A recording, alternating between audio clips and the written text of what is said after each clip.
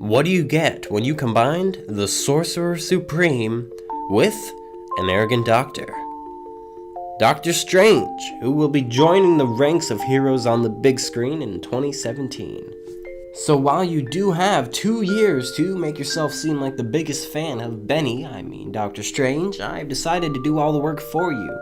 But all jokes aside, I'm just really excited for what this movie could be, and I needed an outlet to release some of my nerdageddon on your faces. So without further ado, here's approximately everything you need to know about Doctor Strange. The Sorcerer Supreme, the Master of the Mystic Arts, and Earth's Magical Defender. So let's begin. Doctor Strange was born in 1930 in Philadelphia, and due to a series of unimportant events, he became a doctor. But we don't really care about that. Show us the wizard facts. But we'll get to those in a second. When he was a doctor, he became the best around.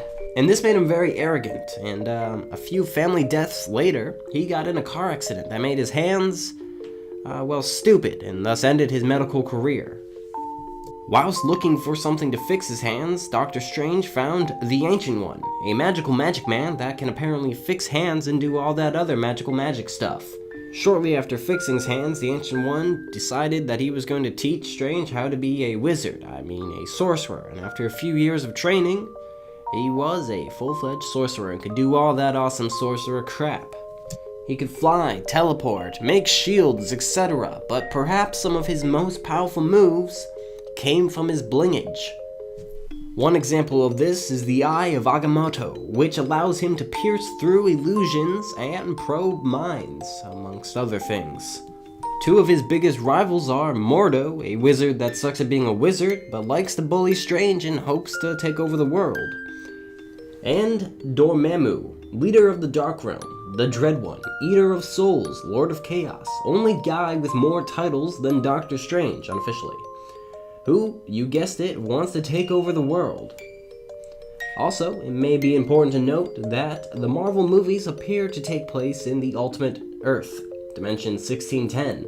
In this dimension, Dormammu takes over Johnny Storm's body, so yeah, don't get too attached to him this summer.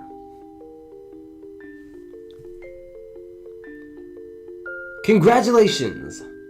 You can now sound semi-impressive to fellow nerds and to your friends. Oh yeah, and it's highly unlikely, but just so that people don't get mad at me.